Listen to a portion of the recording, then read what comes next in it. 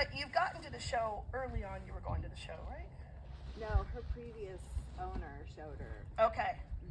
So in all this time, this mare is still shaking from her trailer ride. She doesn't leave the barn very much because she won't load and go places.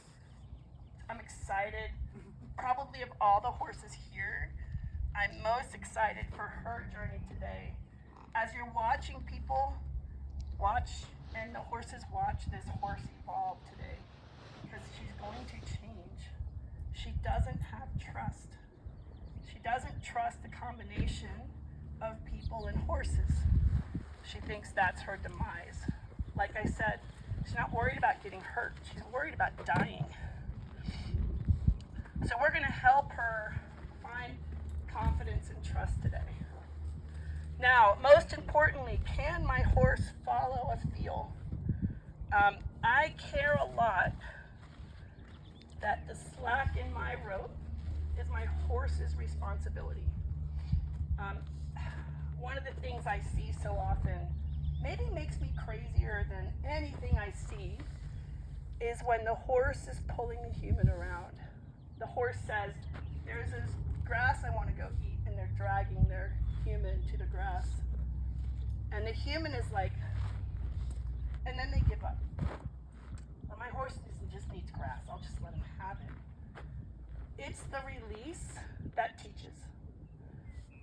And I can't say that enough. It is the release that teaches.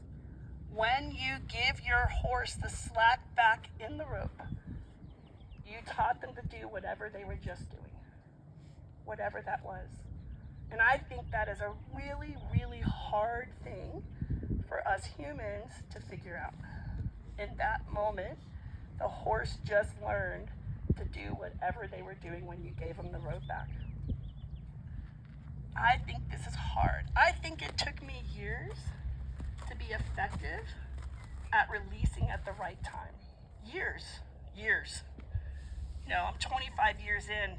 There are still moments where I'm like, shucks, I missed a moment. Yeah, I missed a moment. You know, I've gotten a lot better through the years, but I can't be perfect. Nobody can be perfect.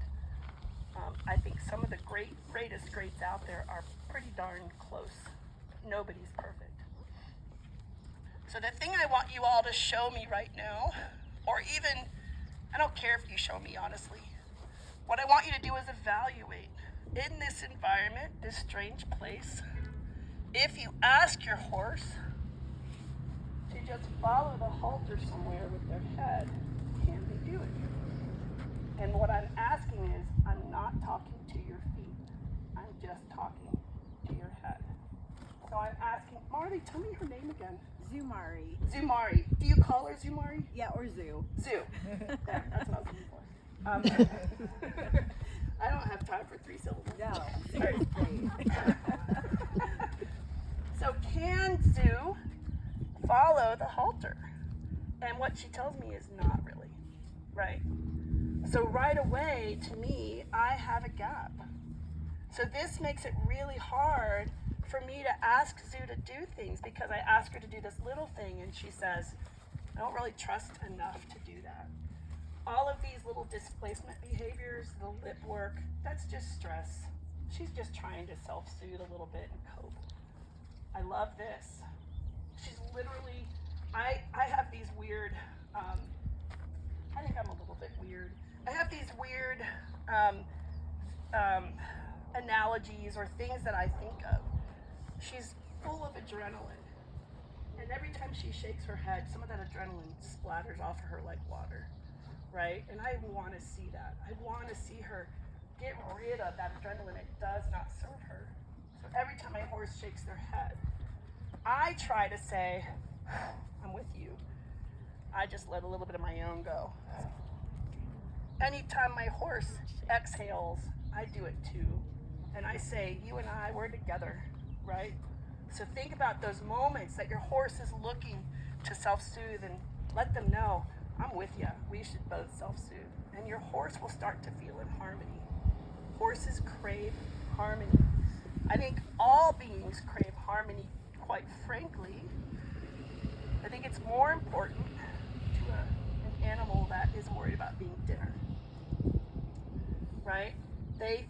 harmony, that's where safety lives. That's where trust lives. We've all seen the herd galloping over hill and dale. One decides to turn left, they all turn left. They move like water, right? They're very in tune with nature. And the more we can do that, the more they'll seek to be in harmony with us. When she hits me with her head like that, she says, I don't even really care about you. It wasn't even a hard hit, but it's definitely her saying, I don't really care about you. I'm just saving myself, right? So I want you all to see, where is your horse right now? Can you lower your horse's head with your halter? I'm waiting for Zoo right now. I've got a request in play. I'm waiting. I only have about 4 ounces of pressure, and I'm just gonna wait. I'm also gonna try and notice how long it takes for her to recognize there's a request in play. There. In that moment, she relaxed a little bit. How often do we get in here? Get down, right? Horses will brace against brace. My job is to not be the thing the horse can brace against. Does that make sense? That took me years to really seep in. Can I be the reason my horse doesn't brace? Or do I give my horse something to brace against? If I give my horse something to brace against, my horse is only getting better at bracing. Good. How's it going? Give it a shot, everybody. What are we giving a shot to? Taria, you have to listen. Taria's doing her own thing. So I want you to ask your mare to just lower her pole from the halter and see if you can help your horse relax. Physiologically, when a horse lowers their pole, endorphins release. This is natural evolution of a horse. And so they can graze in the wild. If they're always on alert, they starve to death. So they have to be able to lower their pole so that they can graze. They're aware and alert, but if they can't lower their pole to graze, they can never eat. If they can't eat, they die. So they've evolved this ability to lower the pole, release endorphins, relax enough to digest food and chew food and find food, and to have an alert system that is aware of the world and will wake them up and get them out of the grazing mode.